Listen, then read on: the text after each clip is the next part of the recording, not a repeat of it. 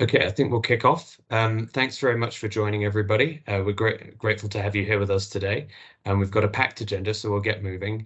Firstly, just some housekeeping. We're looking to make the session an hour and a half today, so we hope you can stick with us throughout. We are recording the session, so just by joining, you're giving us your consent to be part of that, and we'll have all of your information recorded as we go through, and this will be posted live, posted up on our website afterwards. So with that, I would like to just kick off with a short video. Stacey, if you can share the screen.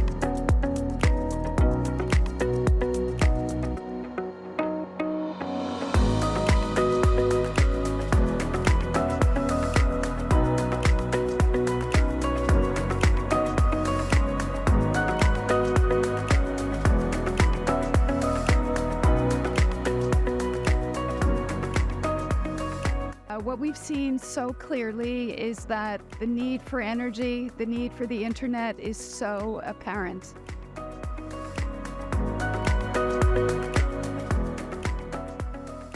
Thanks very much for your support. We hope you will all join us.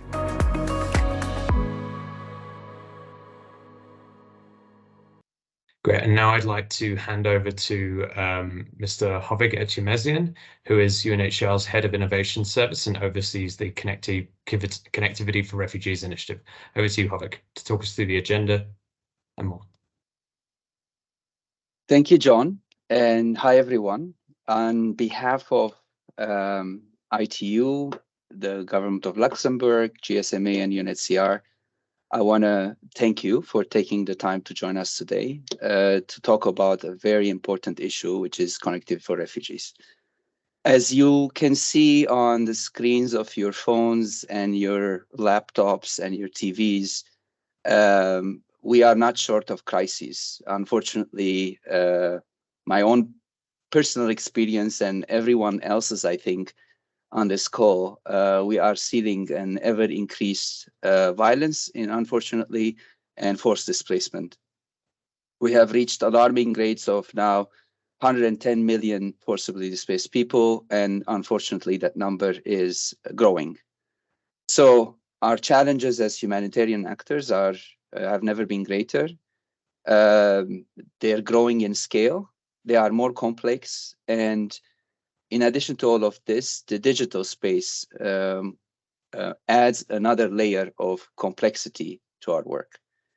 I want to take you to Tunisia, and actually I think we have a few colleagues here who were with me at the time, notably Nizar and Iman, during the Libya crisis in 2011. So this is on the border with Tunisia and Libya. With the war raging in Libya, we received around 1 million refugees from 64 different nationalities. It was the first time in my career where at the border, one of the first things I was asked by refugees was, where can we buy SIM cards and where can we charge our phones? And we had to figure out a way to build a camp where we had charging stations so that people can charge their phones. And it changed the way we did business. And that demand for connectivity and digital technology is one of the fundamental shifts that I have seen and many of us see in the way we do our work. And unfortunately, those who are fleeing conflict are a lot of times don't have access to those because of the dire situation of their displacement. And therefore, their access to the digital spaces continues to be challenged. Now, over the past years, we have all, and many of you on this call, have done efforts towards solving problems of connectivity. But today we are united by a joined up, reinvigorated effort to work together to form an alliance so that we can solve the challenges that refugees and forcibly displaced communities face when it comes to be connected. And we're hopeful that by 2030, we would achieve our goals and have most of the forcibly displaced populations have better access to connectivity. And by having better access to connectivity, we obviously will ensure that they would have better access to the services they need, and also for them to lead a dignified life and be connected to the world and their loved ones. We have a packed agenda today. So after the introductory, the welcome, we'll have a presentation about the initiatives. We will hear about this initiative from the senior leadership of our organizations. We will hear from refugees and organizations who have made progress in this domain. And obviously, we will have a question and answer session where we would like you to jump in, comment, and hopefully join the alliance by the end of this session. Next slide, please. So to kick things off and get you all a bit more excited, we're using the Mentimeter today so that we can capture some of your thoughts and as we go through the agenda. So we would like you to tell us how can, in your view, connectivity empower forcibly displaced people and their hosting communities. To do so, we'd like you to take your phones, go on menti.com and type that number and start giving us some of the ideas you have when it comes to how you think we can empower forcibly, how connectivity can empower forcibly displaced people and their hosting communities. While you do that, if you have any questions, please put it in the chat and colleagues will respond. I do want to, as you grapple with technology and start inputting, and I will see your answers live on our call. Look at that. I would like to tell you a bit about my own experience. Also, fast forward now from 2011 to 2015, when I was in Jordan managing Zaatari refugee camp for Syrian refugees. At the time, we had actually distributed SIM cards to refugees who had fled the conflict in Syria. And it was a different landscape than the one I saw in 2011 in Tunisia, where as a camp manager, I would give my number to refugees and we would chat on third-party messaging apps like WhatsApp. That vital connectivity not only helped us be of better service to refugees and for them to be connected to the digital spaces, but I can give you the example of Fayrouz, a Syrian refugee with whom I have been in touch now ever since.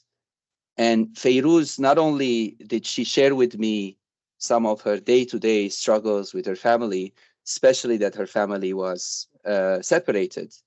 Her husband was in Germany, she was in Syria, and her son was stuck in Turkey. And the connectivity was vital for her to make sure that she's connected with the rest of her scattered family. And I'm happy that Fayrouz now, a few years after, got reunited with her family, and they're all now leading a better life in Germany. This is an example for me on how not only connectivity allows and is vital for the basic needs of people, but it is vital for people to lead a dignified and unified life. lives with their loved ones. I can see how I think you already have quite a bit of answers to what connectivity could present as opportunities. So it feels to me that we have an engaged crowd that by the end of our session will join this alliance and help us bridge this gap and solve problems of connectivity for refugees. So very exciting. I can see that you have also a good mix of from access to education, to information, to entertainment, to job creation. So we have the spectrum, and that spectrum is very important because when we think about connectivity, as I said, we don't only think about humanitarian services. We think about refugees and displaced populations leading a dignified life like anyone else. So with that, I want to thank you for spending this time with us. I want to hand the mic back to the Master of Ceremony, Mr. John Warnes. Over to you. Thank you, Hovig, and it's great to see all of the ideas here and really illustrates how foundational is connectivity to so many different parts of what we're doing in humanitarian action and beyond. We'll now go to some quick videos from the principals of our organizations to demonstrate that at the highest levels, there is commitment to make this agenda work. So we'll kick off with a video from the International Telecommunications Union Secretary General, Doreen Bogdan-Martin, and Kelly Clements, the Deputy High Commissioner for Refugees. Hi, everyone, and thank you all for being here today. I'm Doreen Bogdan-Martin, the Secretary General of the International Telecommunications Union, the UN Agency for Digital Technologies. And I'm Kelly Clements, the Deputy High Commissioner of UNHCR, the UN Refugee Agency. And we're so glad to have you here because we're trying to address a challenge that can only be overcome with many hands. Too often, they are invisible to the physical world and the online world. But for refugees and displaced people and their host communities, connectivity is an absolute lifeline. We know the benefits that connectivity can bring. It allows people to reach vital services, continue their education, access work opportunities, and stay in touch with friends and loved ones. And when people are forced to flee, and there's a record number of them now all around the world, having access to connectivity can mean the difference between being able to rebuild your life or being left behind. Right now, forcibly displaced people are in general half as likely than those not displaced from their homes to have an internet-enabled phone.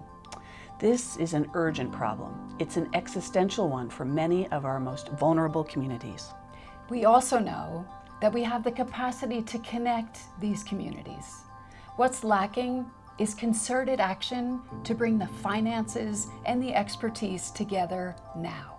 That's why we're here, to launch an initiative that will bring together our collective skills, capacities, services to advance a modern lifeline to more than 20 million refugees and their hosts by bringing reliable connectivity to all major refugee hosting areas by 2030.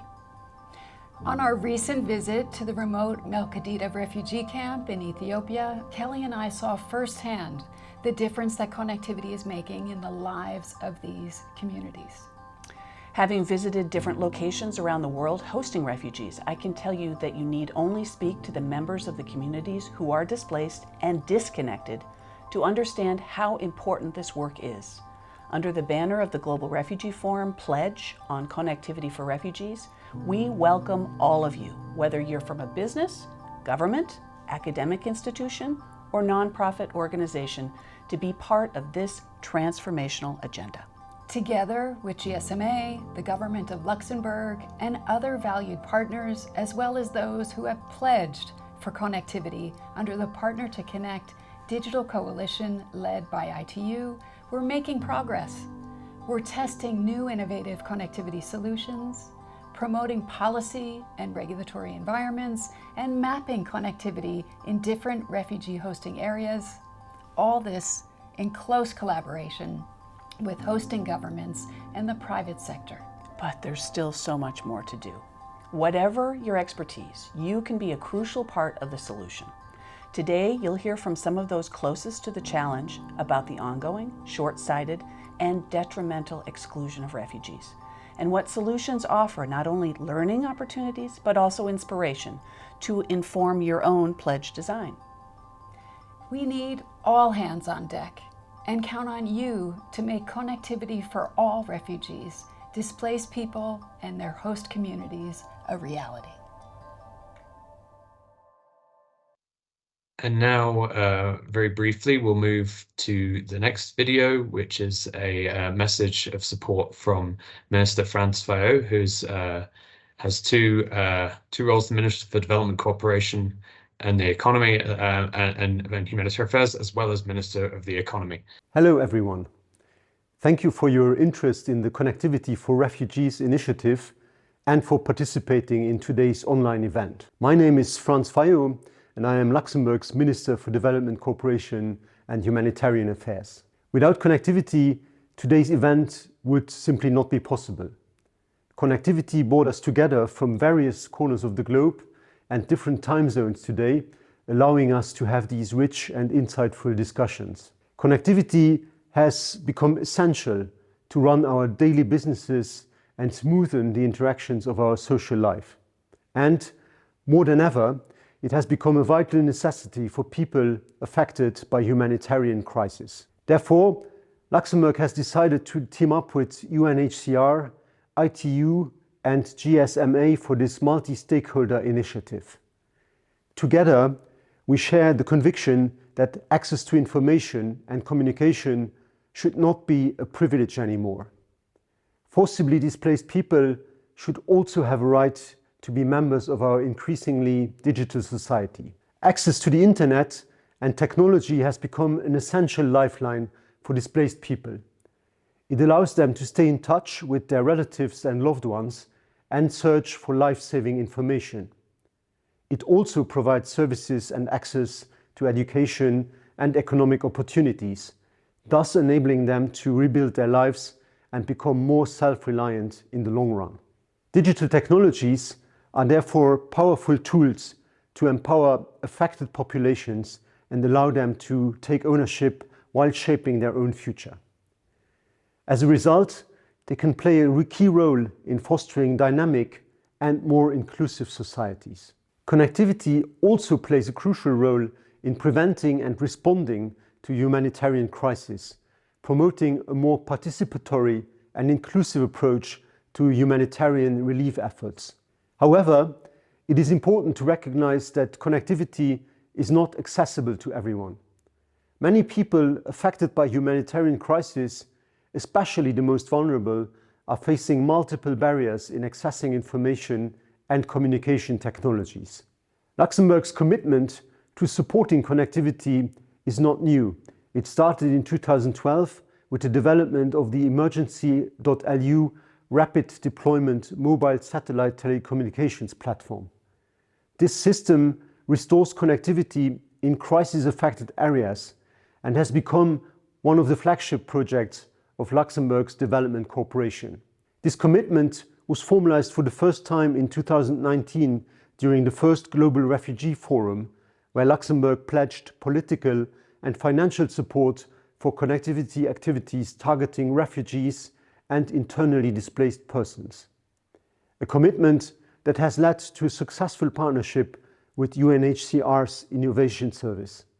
Today, in a spirit of continuity and building on Luxembourg's and UNHCR's long-standing partnership, we aim to play a central role in bringing together various stakeholders from different backgrounds to help bridge the connectivity gap for displaced people.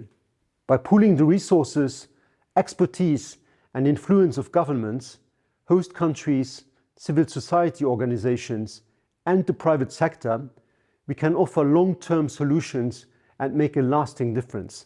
This is why I invite you to join the Connectivity for Refugees initiative. By investing in connectivity, we are investing in the future of affected communities and in building a more just and inclusive world.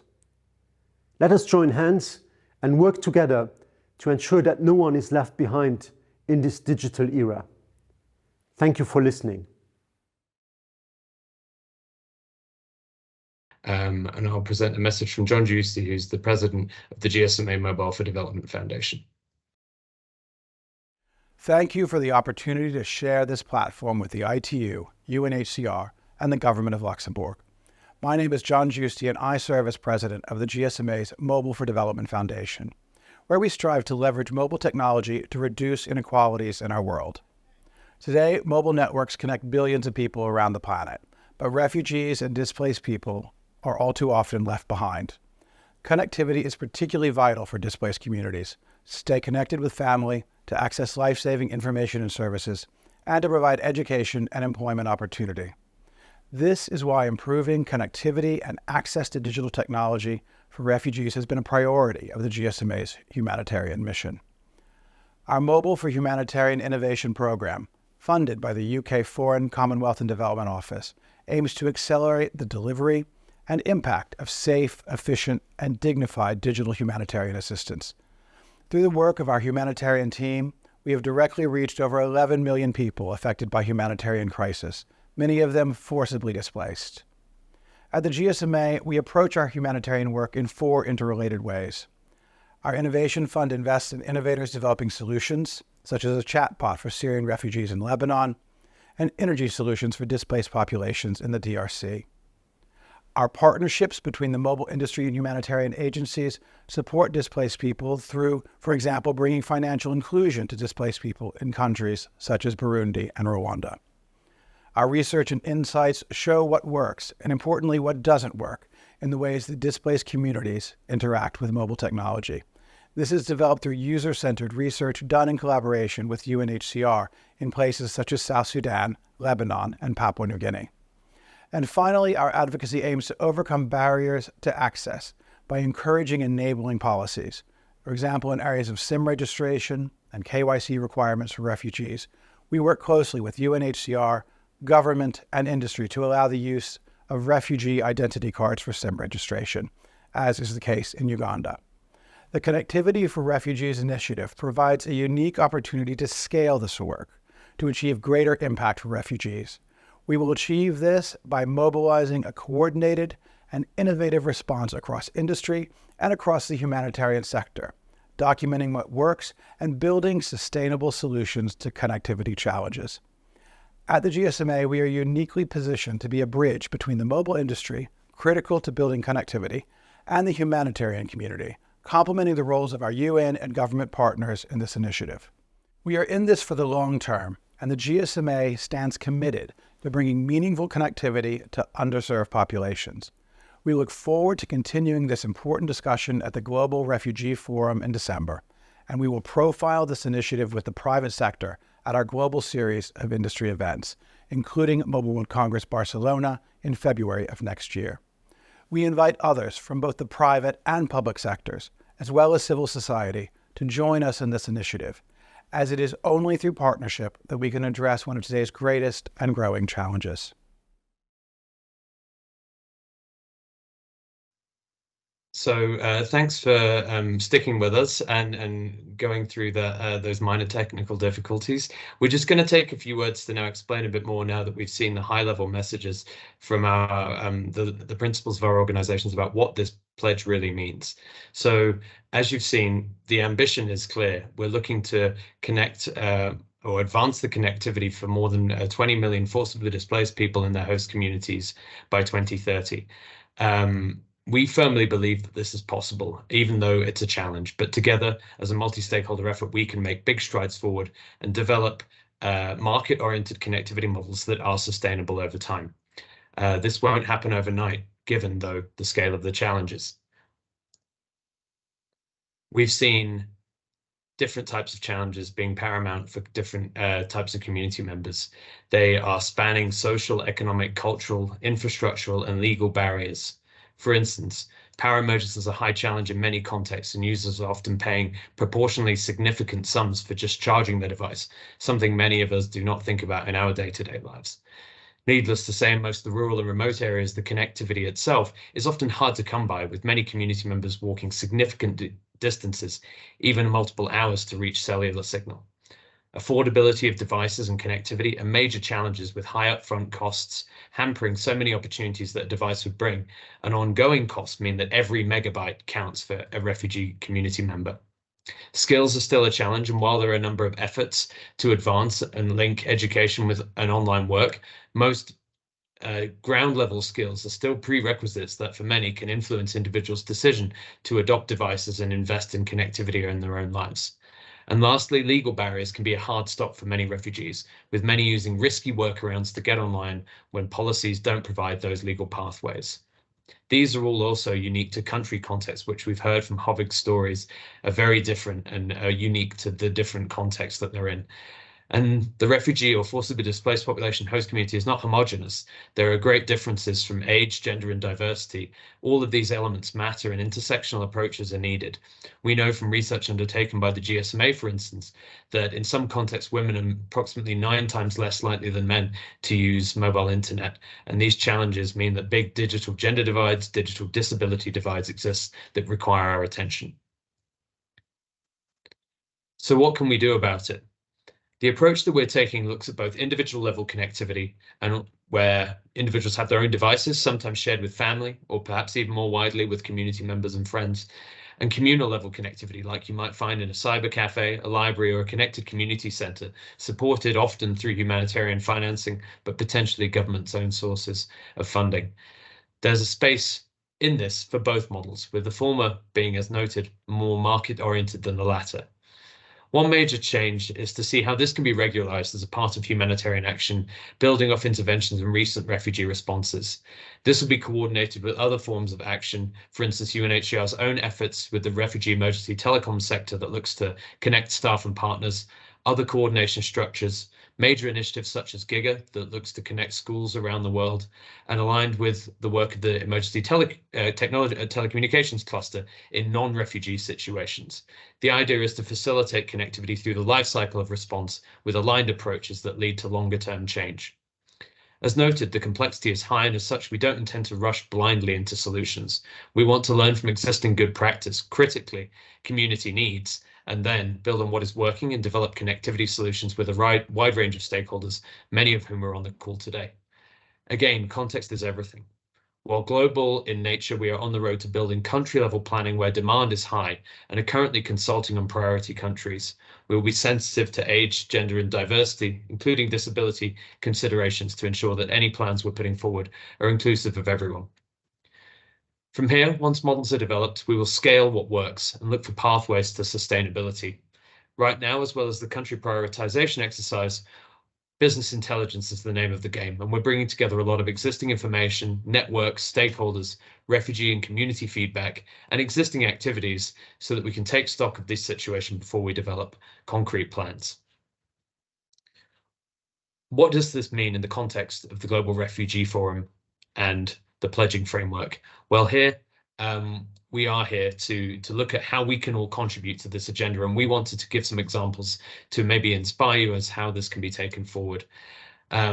We'll start with policy advancement. So this is where we're working with host country governments to look at how we can create a more connected environment for refugees, forcibly displaced people, and their hosting communities. What does this mean? It may mean that we want to include forcibly displaced people in national frameworks to ensure universal access to connectivity. It may be that we need to take advantage of new policy frameworks that will advance refugees' ability to register SIM cards, which we know is a hard stop, as mentioned, for many, and where they can access, have legal pathways to SIM cards that can make a big difference, like took place in Uganda some years back. As well as hosting governments, other governments can also provide different types of support. Political support is essential to being able to rally different actors around the table and make reasonable change, motivating private sector in these countries. And of course, financial contributions from donor governments is essential to making sure we can achieve what we want to achieve. As well as this, the private sector have an important role to play. Infrastructure investment is critical. We have here an example, again, from Uganda, where Airtel were investing in building new cell towers, connecting the refugee population, not purely from a corporate social responsibility angle, but out of mutual benefit, given the customer base that was there. And this investment in refugee hosting areas is really critical to make sure that we achieve the ambitious goals that we have set our eyes on. And it's not just mobile network operators. Satellite companies also have a role to play. We've had great examples in the past working with satellite companies, rolling out bespoke solutions that can connect a very rural or remote community where other forms of technology solutions aren't apply. Again, we're very technology agnostic with our approach here. We're looking at what works for the context to make sure that we create the most appropriate solutions. Community-led solutions are also critical here.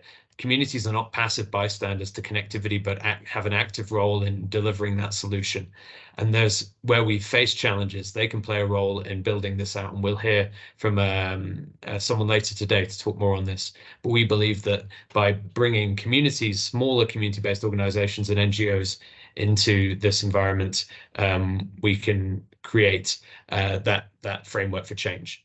And lastly, all of this comes together to create new innovative approaches to develop building out connectivity solutions, whether we're looking at emerging technology, smaller scale base stations, some of the more innovative, or, whether that's low Earth orbit satellites. We want to bring this together, looking at innovating not only in technology, but business process to make a case for change and test an emerging sort of ways of looking at connectivity in different ecosystems.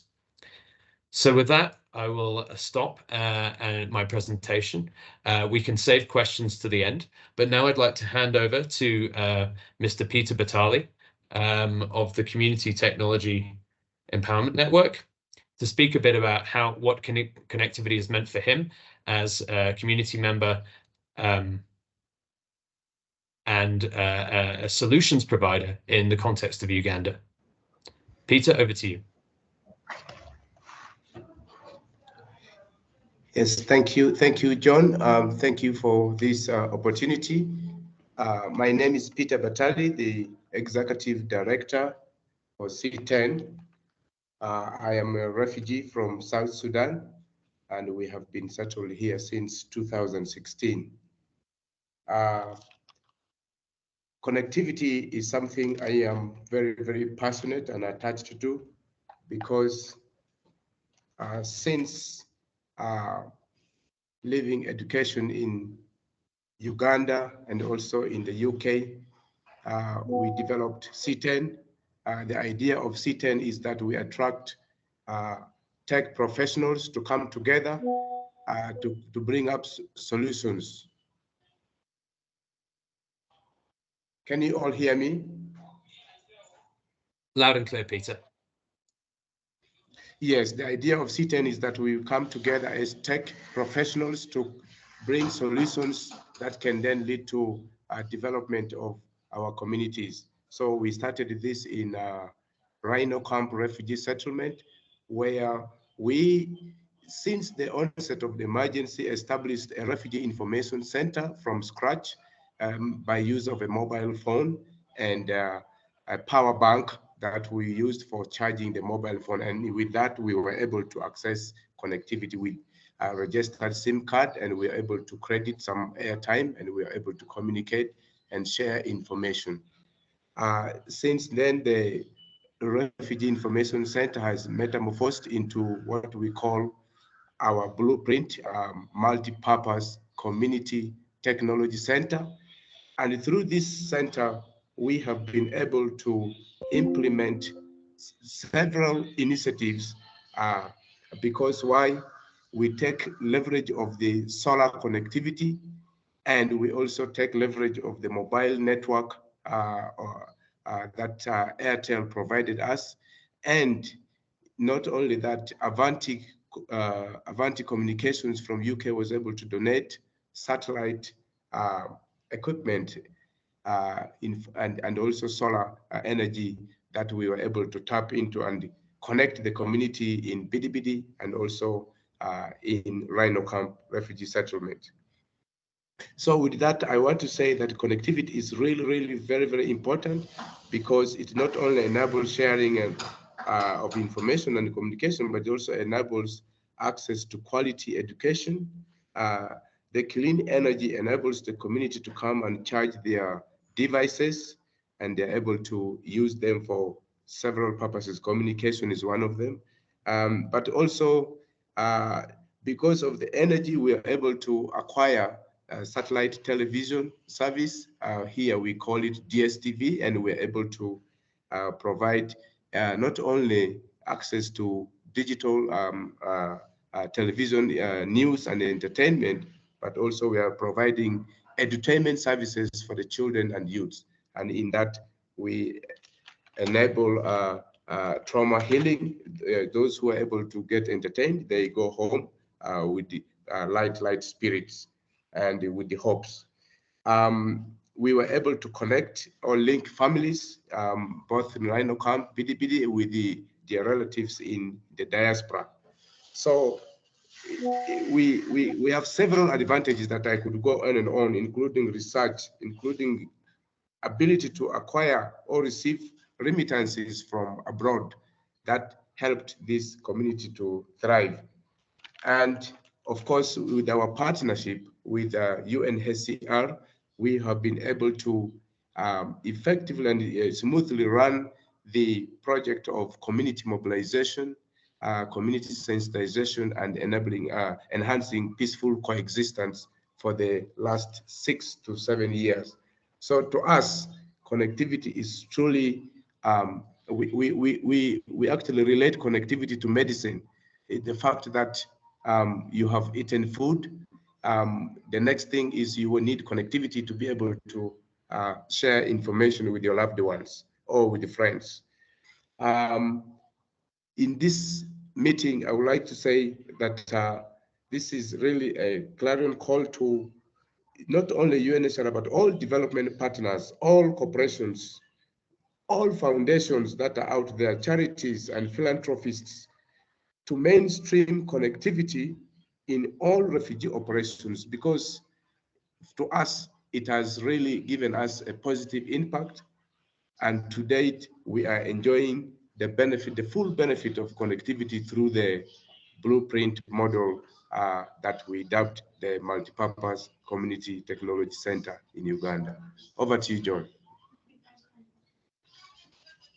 Thanks so much, Peter, for that great intervention. It was fascinating to hear about how impactful connectivity has been for you and your community members and the folk working at C10, as well as the partnerships that you built with different players like Airtel, Avanti, UNHCR, and others to make that a reality. And it really demonstrates that communities can work hand in hand and be part of all of these solutions and help drive that forward. And I can't echo your call enough to bring everybody around the table to mainstream this and give it further support. Now I'd like to hand over to Julian Casabuenas from Colnodo, an organization that we have worked with, looking and focusing specifically on community-based approaches to connectivity. Over to you, Julian.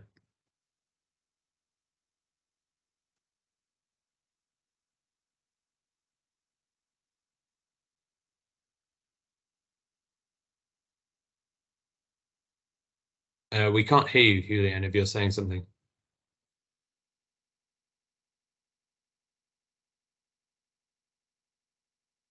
You are unmuted, but we can't hear you.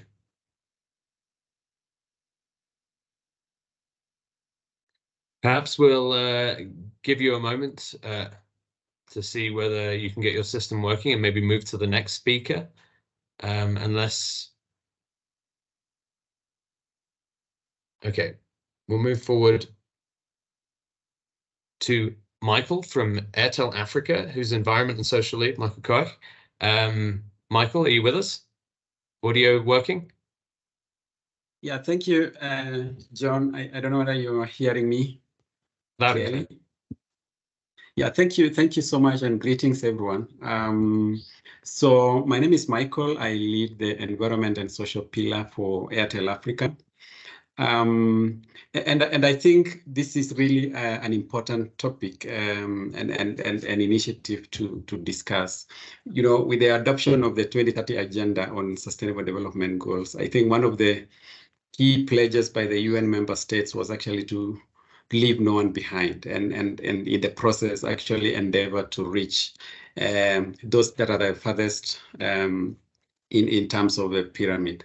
So I think refugees and displaced people obviously are vulnerable in all terms, in terms of residence, socioeconomic status, governance, and all aspects, and hence the need to actually include them as part of the SDG agenda. So as a mobile network operator, and I think Peter has given the examples that actually I had in mind that we've had at Airtel Africa.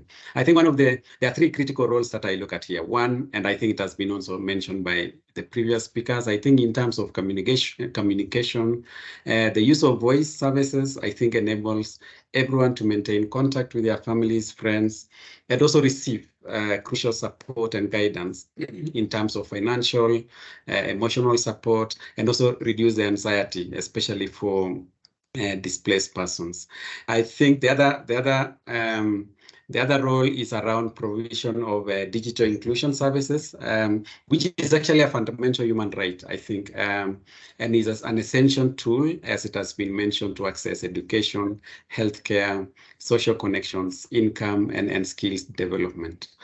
And the third one in this case is financial inclusion.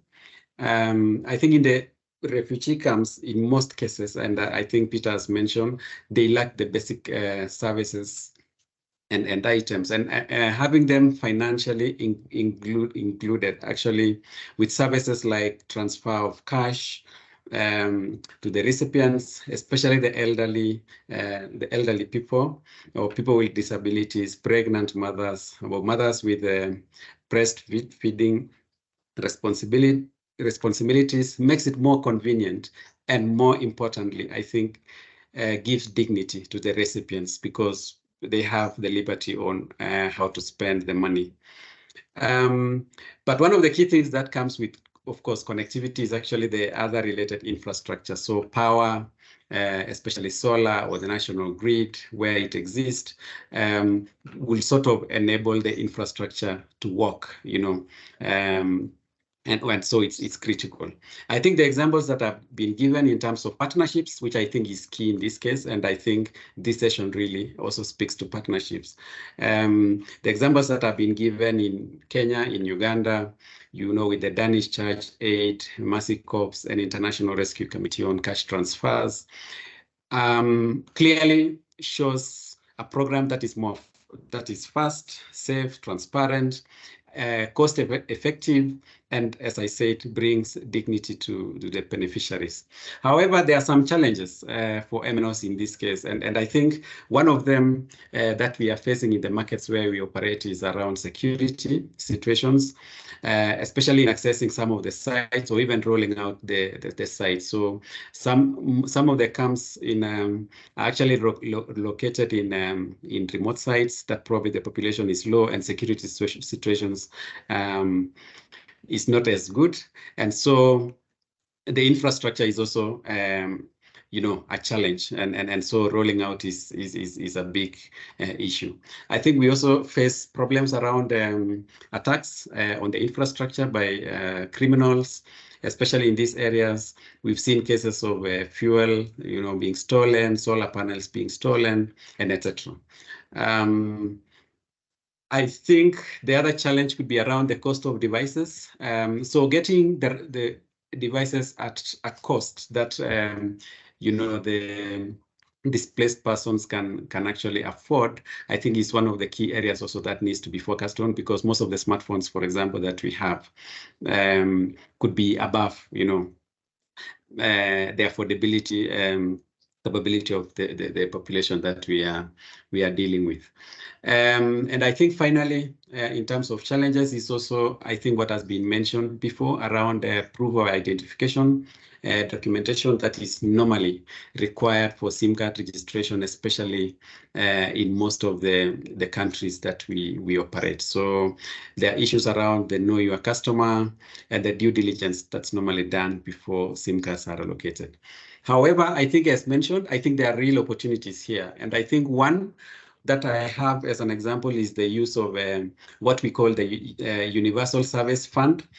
So this is a levy on the licenses, for mobile operators or broadcasters, and also an appropriation from government in most cases, which essentially supports telecommunication access and affordability, especially in rural areas and low-income communities. And I think refugee camps would actually fit into this. So the use of this fund, I think, supports the widespread access of ICT services, promotes capacity building and innovation around ICT, and we've seen some of these examples in Kenya and Uganda as well.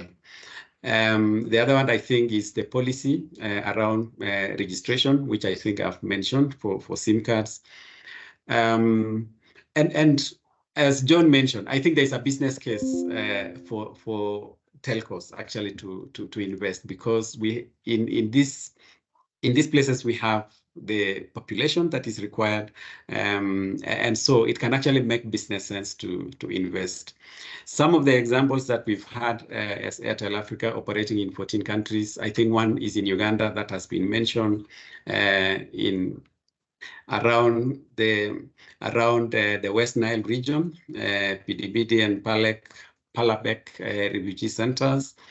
I think the other one was in Rwanda, where actually, again, partnerships plays a key role. So in 2017, Airtel Africa, UNHCR, and INM Bank of Rwanda actually had signed an agreement to facilitate the issuance of cash assistance. So many examples, I would say, and I think there's really a case, and there's a business case as well for this. Thank you, and over to you, John. Sorry for taking a lot of your time. No problem. It's great to hear not only the challenges, but also the opportunities and the work that Airtel's already been doing in the space. And we look forward through this initiative to be scaling that out and creating those enabling environments for you to be able to further that connectivity that you're providing to so many. I see that Julian, I think your video and audio might be working now. Are you back? Are you with us? Yes, I had some.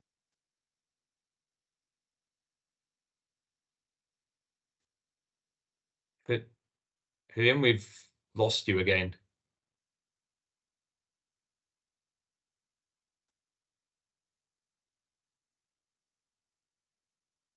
Okay, we'll continue. If Julian, I'm sorry about this.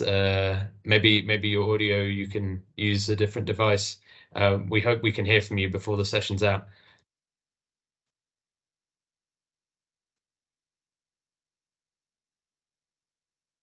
I'll hand over now to Gilles Hoffman. Julian, are you with us? No. But I'll hand over now to Gilles Hoffman, but we'll start with a short video on emergency.lu.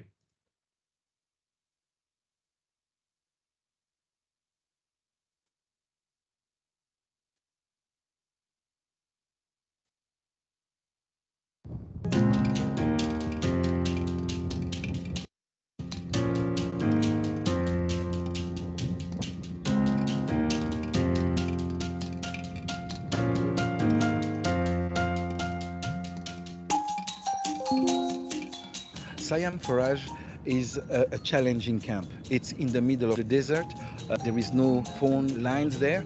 The temperatures are so high, so connectivity gives you more efficiency in your service delivery.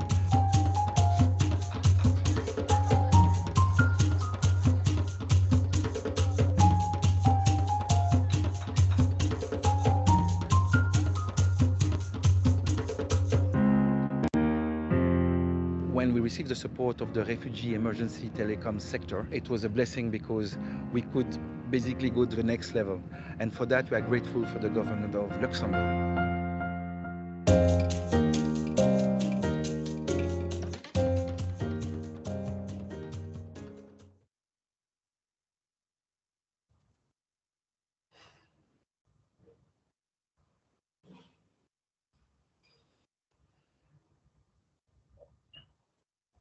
Over to you, Gilles, to maybe elaborate a bit more on emergency.lu and how it fits into this initiative.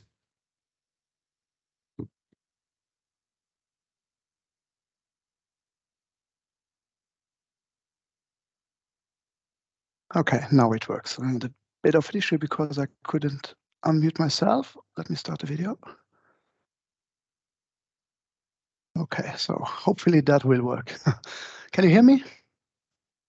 Loud and clear. Cool. Yeah, good morning, good afternoon, good evening to everybody.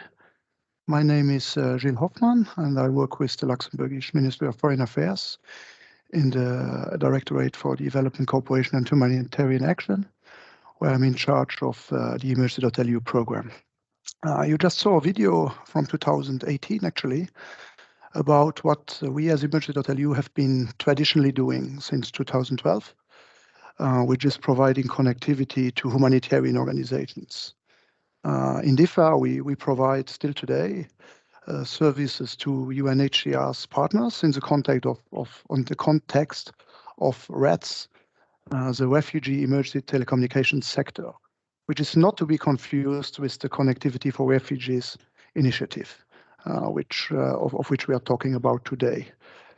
Emergency.lu, some of you might know about it, is a public-private partnership created in 2011 based on lessons learned from the Haiti earthquake in 2010. The program is 100% funded by the Government of Luxembourg.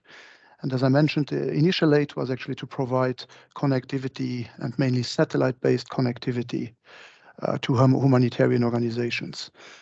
Here, I think the notion of partnership and also of public-private partnership is quite important, and I guess would probably play a key role in the connectivity for refugees initiatives, I would say.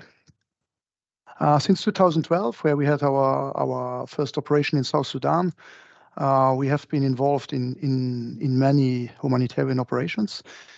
And we really saw and are still seeing the increase in need for access to connectivity for communities. When back in 2012, this need was maybe not at the same level as today, or for sure it was not at the same level as it is today, due to different reasons, I guess. Today we really see the increasing need, and I think that's also why we are involved in these initiatives. And colleagues have been talking about why connectivity is vital in detail. I mean, a lot has been mentioned also in the first Mentimeter.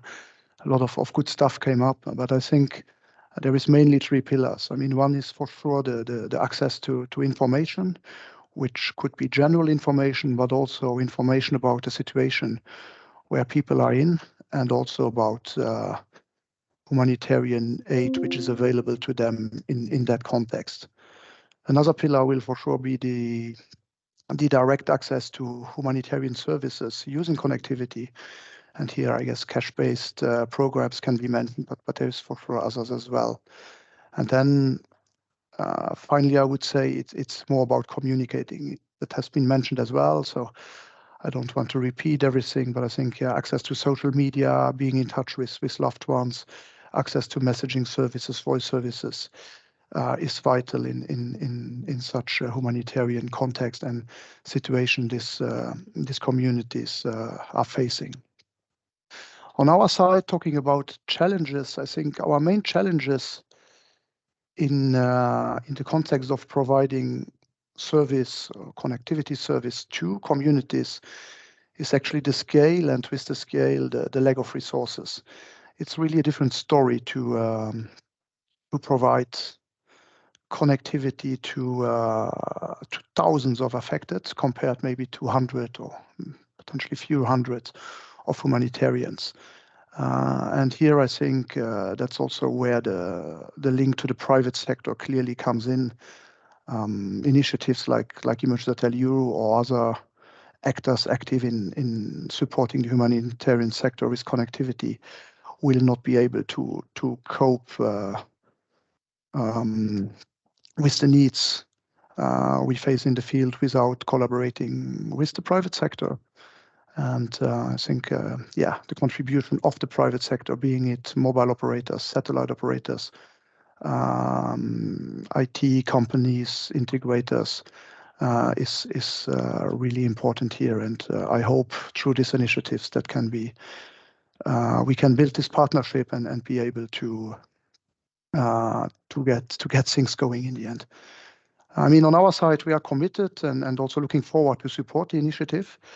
Again, that's why we are part of it, and we are really looking forward to work with all of you, to partner up with different actors in the field, and as it has been mentioned before, achieve the goal by 2030 latest, hopefully. Thank you very much. Thank you, Gilles, for your long-standing commitment to this issue and to the whole team at Luxembourg. Emergency.lu's got so much opportunity in the days ahead, and we're looking forward to exploring that with you, with many other partners around the table, to really capitalize on all the investments to date and really reach a new scale of users within the community. We have Julian hopefully back with us. Julian, is your microphone working? Yeah, it seems that my connection is now stable. Perfect. Sorry for the inconvenience. Thank you for the opportunity. I would like to present the critical aspects of community connectivity for refugees and their hosting communities based on our experience in the Winium Walapuin, Tejiendo Nuestros Sueños, or Weaving Our Dreams network in the Asentamiento 3 de Abril in Uribia, La Guajira, Colombia, and the work with community networks developed by my non-for-profit organization called Nodo in Colombia. This project demonstrates the importance of connectivity, collaborative efforts, and local partnership in providing and improving the lives of refugee communities. In the development of the project, one point is the importance of community connectivity, as you have mentioned already. In the Asentamiento 3 de Abril, community connectivity has proven to be essential for refugees, particularly the Wayuu indigenous community. This initiative focuses on creating a network that connects people and fosters mutual understanding. By promoting autonomy, empowerment, and community, such projects helps build trust and strengthen neighborhood ties. They provide a platform for residents to collaborate and address challenges such as sustaining the network and realize their dreams and aspirations. Second point I want to highlight is building local partnerships. Local partnerships are fundamental for the success of these projects. In 3 de Abril, we engage with various stakeholders, including the internet provider, local organizations, and the company supporting solar energy systems. Such collaboration enabled the community to find synergies and create a broader vision for network sustainability, highlighting the importance of involving multiple actors. Also, the community driving and communication strategy that is one of our based on community networks. A key component of this project is the development of a communication strategy, which is formulated in consultation with the community. In the words of the community members, the strategy aims to strengthen communication with loved ones who are outside the territory, promote education, preserve Wayuu culture through unity, dialogue, commitment, effort, research, and trust. Also, access to vital information and education.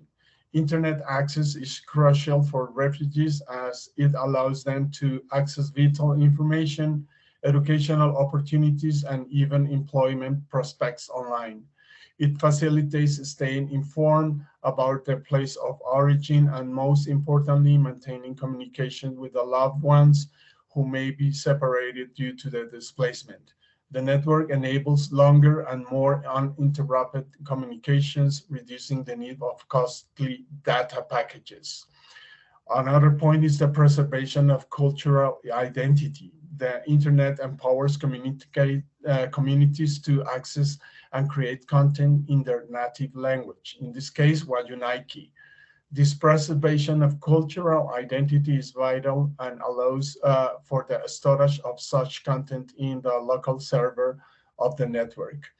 Access to legal resources has been very important in our project. Also provides access to legal resources and assistance services that help refugees formalize their stay in the host country. The Waliu Wanapuin network is a collaborative effort involving ACNUR, Fundación Hermanos Sin Condiciones, Colnodo, the support of Ericsson Response, Siemens Foundation, and funding from the Government of Luxembourg. So this is very important to all this collaborative work. Our methodology includes recognizing ourselves and devising the strategy. In the second point, designing the network, then building and implementing, and using, maintaining, and celebrating. As today, the network is operating autonomously, and payments from the community are ensuring its financial sustainability. Nevertheless, some challenges, such as participation in the management group and internet links failures, are being addressed. So this is one that I wanted to share with you about our experience in Walapuin network. Thank you. Thanks very much, Julian, and really great to hear from you today. I think this is a great example where local NGOs have such an important role to play in bringing together stakeholders, including international organizations, the private sector. And this is a really good example, like you mentioned, to create sustainable solutions that the community are committed to over time to help increase the affordability and availability of networks. Many of the partners who are involved are on this call, and I want to give a big thank you to everybody who was part of that. Okay, we'll go to our last presentation quickly so we have enough time for discussion in Q&A. And I'll hand over to Anna Sepulveda from ITU to talk about the Partner to Connect initiative. Over to you, Anna. Hello. Hello, everybody. My name is Anna Sepulveda from ITU. Pleased to be here. I'm going to talk very briefly about Partner to Connect. I think many of our constituents are also on the call, so very happy to see that. If we advance to the next slide, please. So Partner to Connect, for those that do not know, the initiative is a multi-stakeholder platform and an effort driven by ITU to bring together mobilization resources, opportunities in order to connect the 2.6 billion people that are still offline. We launched the platform and the initiative in 2021 in close cooperation with the Office of the Secretary of the General Assembly on Technology, as well as the Office of the High Representative for the LDCs, LLDCs, and SIDS, also known as UNOHCR LLS. Partner to Connect is aligned with the principles of the United Nations Secretary General's Roadmap for Digital Cooperation, and also with ITU's World Telecommunication Development Conference in Kigali, and the WIS's action lines as well. And very critical for Partner to Connect is alignment as well with the Sustainable Development Goals. In fact, on 17 September, very recently, we promoted as well our coalition at the SDG Summit on an event called SDG Digital. So this are very interesting connecting points for the platform. What Partner to Connect also tries to do is to channel significant commitments in terms of pledges and concrete projects that advance connectivity within a structure that we call an action framework. And the action framework serves to our pledgers as a guidance on where to channel those efforts for connectivity. So we have 4 areas under which pledges can be submitted. One is related to access, and there we see mostly issues related to infrastructure, affordability, accessibility of communications and telecommunications. The second focus area is adoption, where we see anything related to digital inclusion and skills. Value creation is the third focus area and is more related to digital ecosystems and what you do once you have the skills and the access to connectivity.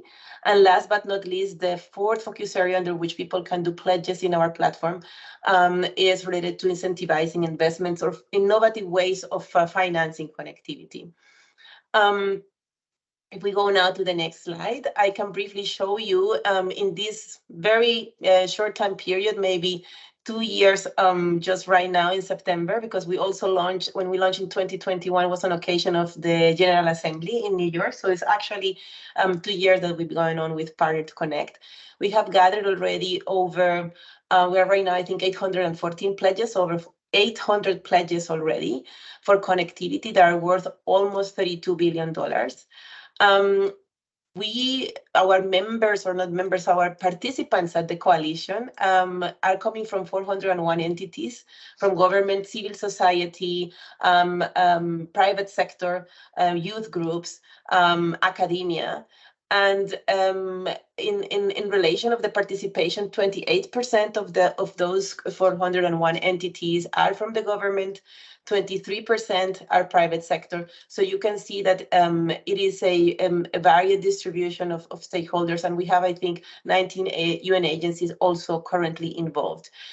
Important also is to say that our effort is not only to gather pledges, but also focus on the implementation of the pledges. So everybody that, or every organization that becomes a member or constituent of Partner to Connect has an obligation to report twice a year on where they are with the implementation of their pledges. And that's something that we take to heart very, very seriously. If we go to the next slide, please. We can also share with you that right after our Secretary General came, it's just one back, thank you, from the trip to the refugee camp in Ethiopia with also the Deputy High Commissioner, with Kelly Clements, we in the summer launched a mini campaign oriented towards improving the connectivity or granting connectivity of displaced people and refugees. Also in line with the great pledge that we're trying to invite you all today, the connectivity for refugees, kind of warming up to that. And in this short period of time, we have received some concrete pledges already. We have something already in our system, and we're happy about that. But obviously, we want to increase that number as well, and also increase the financial number of commitments that we will see towards these communities in the next months. So if we go to the next slide, basically, why we want you to engage with this joint team that you have seen today, UNHCR, ITU, GSMA, the Government of Luxembourg, and all the other colleagues and people that have presented and are helping us through this. We want to invite you to, first of all, fill out the expression of interest on the connectivity for refugees side. And also, we will coordinate internally the organizations to help you, guide you through the process, and organize follow-up meetings to identify the different ways in which you can engage. You can also submit your commitments either the Global Refugee Forum site or through the Partner to Connect. And the message that we want to say here is that we are coordinating internally to make it very easy for you to get the pledge out there. And then last but not least, why the slide is showing here on screen is because we're also leveraging each other's events, the events of the convening partners, to give maximum exposure of those pledges and commitments that you want to make in this kind of gathering. So on 12th of December in Geneva, but also virtually, Partner to Connect will have its annual meeting. We have it, last year was our first, this is our second annual meeting where we're gonna take stock on what happened in the year. We're gonna have a very interesting spotlight session on this particular topic, on refugee connectivity, and we hope that we can showcase there some of the commitments that soon will be coming to the Connectivity for Refugees site. And with that, I just hand over to my colleague Christine Sant to take us to the rest. Thank you. Thank you so much, Anna, Michael, Gilles, Juliana, and Peter, for sharing on the work that you are leading across the globe when it comes to empowering people by bringing connectivity to communities and through these innovative partnerships that we've seen examples of also in the session today. So you really shared some excellent examples of what connectivity pledges can look like in practice.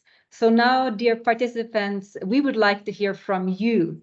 your reflections and proposals. So please do get your Mentimeters ready. The code is on the screen if you were disconnected, and we would like you to address a specific question through Menti. But of course, we are also seeing that already there are some excellent proposals coming up in the chat.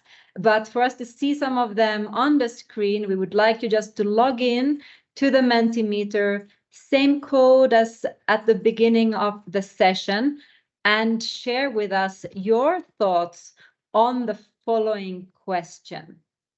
Colleagues, how would you like to contribute to this refugee connectivity pledge? So you should have the question popping up in your applications. And of course, we understand it might take a while for you to just type to note, them in there. Christine, because of the technical flaws, there's a different code from before. Okay. It's the one on the screen now. Okay, so we have a new code up on the screen. Let me read it out as well, so that you can type it into your devices. The code is 67936951. Let me repeat that as well again. 67936951. And the question in the application is, how would you like to contribute to the Refugee Connectivity Pledge? So please do share your ideas through the application. And whilst, yes, there we have the question also in the chat from Barnaby. Thank you very much, Barnaby, for putting it up there.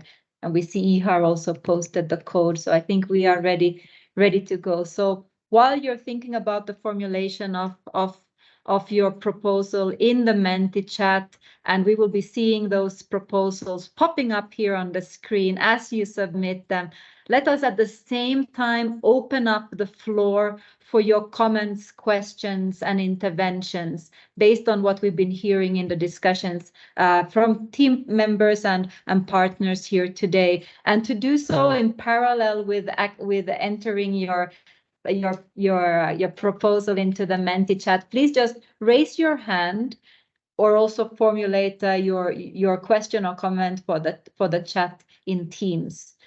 And then we will monitor those and really open up the floor to you. So I see already one hand coming up there. So while you're formulating your proposals, maybe please listen to Daniel Tenkir. Daniel, please take the floor. We will unmute you. And also please introduce yourself as you take the floor. Thank you.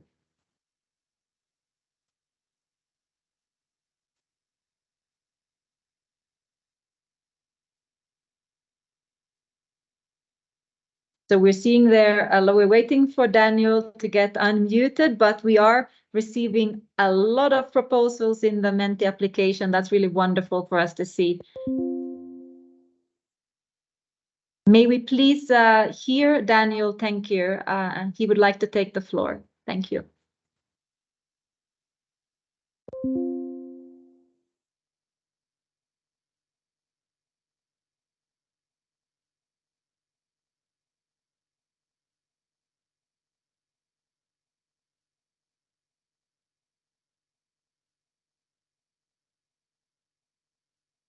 All right. Daniel, the floor is yours.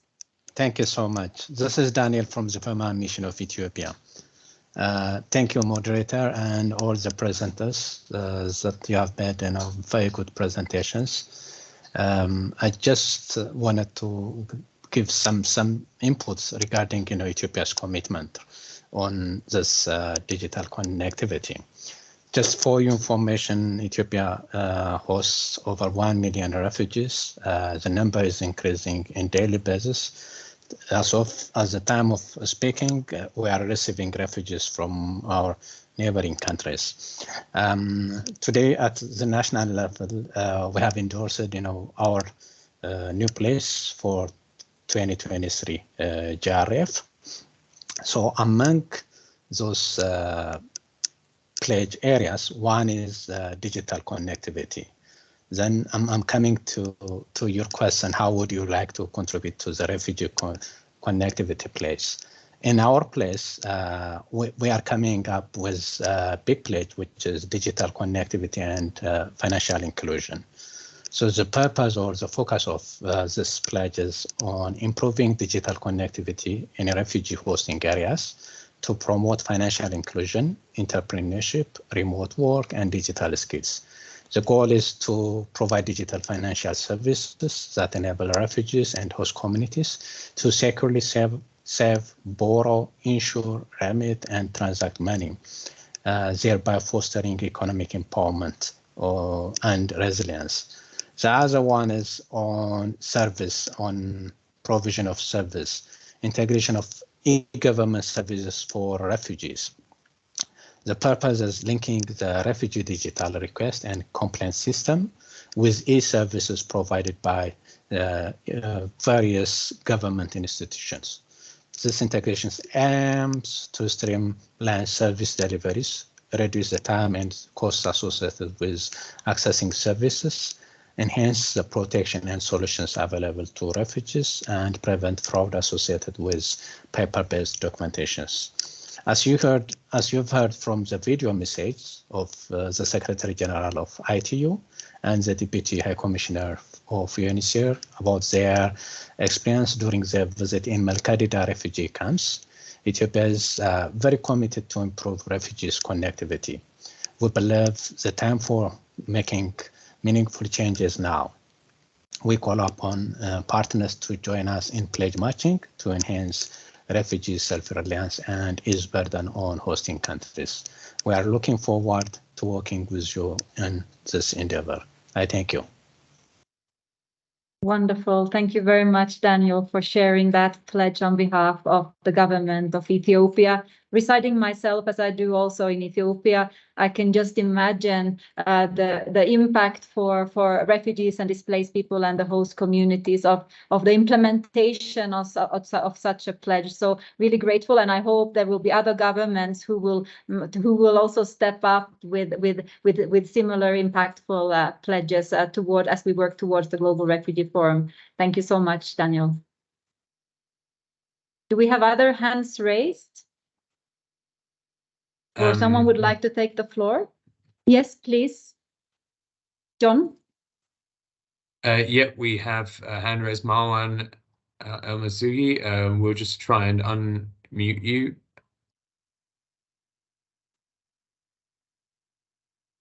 Excellent. Looking forward to hearing from Marwan. So when you get the floor, Marwan, please do introduce yourself as well. Thank you.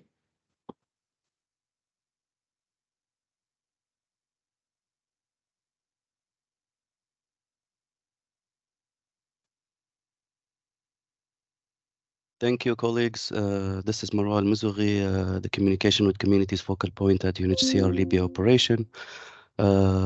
This is the first meeting I attend regarding to the connectivity for refugees, and the initiative sounds really promising in the near future. My question is, what is the next step for us as Libya Operation to be part of this initiative? Is it possible to have separate meeting with you guys, or there is another meeting to attend? I'm just wondering, and the operation is really interested to be part of this initiative, so your guidance will be highly appreciated. Thank you. Thank you very much, Marwan, and good to see you connecting from Libya. So indeed, we will be sharing as we close the event some concrete next steps, and we will be setting up also bilateral meetings with those who are interested and the partners here, just to see, well, what can concretely be the next step in your particular case. But we will be sharing as we close some specific activities that will be happening from now until the end of the year. So hope you can join those, Marvin, and you and the team. John, do you want to come in here, please? Yeah, just to add, for many of the UNHCR colleagues who are joining us today, thank you for joining. We're currently in a process of discussing internally amongst a lot of our regional offices and in turn country teams, which may include Libya, Marwan, about how we can develop these country plans, and we'll naturally be liaising with all of the colleagues on the ground who are working on connectivity related or adjacent issues like communicating with communities. So hold this space. We'll be in touch with you in very soon in the near future. Wonderful, thank you. I see we have John Morris also raising his hand. Maybe please give the floor to John Morris. Just to note, we have only a couple of minutes left, so maybe any final interventions, anybody could put their hands up now, and then we'll pass over to Max for closure. So first John, and then we will see if there was anyone else. And John will be John Morris will be our last speaker, and then we hand over to Max for the closing and next steps.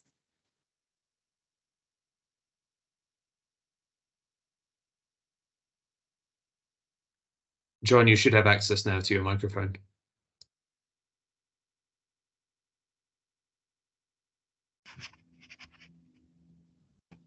There we go. I'm John Morris. I'm one of the founders of the non-profit Geeks Without Frontiers and the N50 project. The N50 project is an alliance of about 150 companies, all of whom are interested in connecting the final 50%.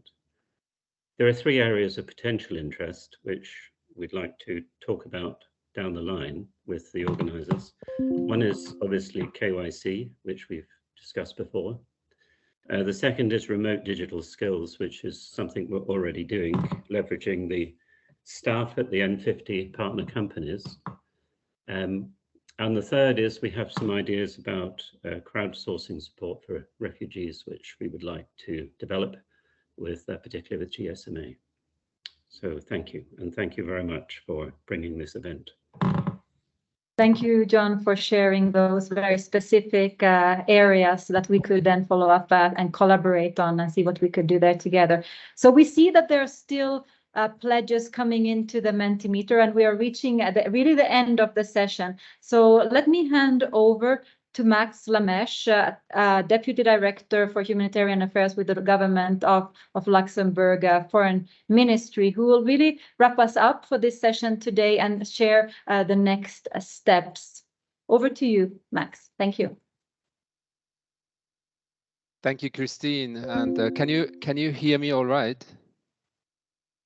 Great. So first of all, thank you all for participating. Thank you also to the UNHCR team. Thank you very much, John and Tovik, for making this possible. Without your help, this wouldn't be possible at all. Also, thank you, Christine, and thank you to all those that helped setting this up. It was really an adventure already. So far, we put a lot of effort in this, so that's really a great meeting today. And yeah, I was very happy to see that there's great enthusiasm and from all the different organizations that we heard today, from different governments as well. So it is really great, and so we are really excited to hear about what you can bring to the table. And also for those who are looking to speak further, as far as I know, we are going to share a link to the contact form in the chat. So for Luxembourg, but also personally, I believe in the importance of this mission in this transformational nature, and how foundational it is for a 21st century humanitarian response. But above else, it is the request of communities and their needs that motivate us more than anything, looking at how they can empower and create new pathways and opportunities in their lives. Thanks particularly also to the community members who spoke today of their own experiences, and I think we heard many convincing stories that highlighted the point and exactly this transformational nature of this initiative. But it's just the beginning of a journey. So at the end of November, we will look to create a space for those looking to make a serious pledge together to discuss further how we can work together to tackle connectivity challenges and get more concrete on what this means. Again, don't hesitate to reach out with your pledge ideas, as spaces might be limited. And we will, as was already said by Christine, we will share more information on this soon and are ready to work with you to develop your pledges if need be. So don't hesitate to get back to us. Finally, the Global Refugee Forum side event is scheduled for 14th of December. And we will be sharing more updates on our website, www.refugeeconnectivity.org, in due course on what you can expect for those able to attend. Thanks again. And is the link in the chat? Can you all see it? It will be. It will be. Okay, great. So thanks again, and get back to us if you want to chat more about this initiative. Thank you very much. Have a good rest of the day. We will be in touch. Thank you. Bye-bye. Thank you. Bye. Thank you. Thanks Bye-bye. all for Thank you very joining. much. Take care. I look forward to speaking further.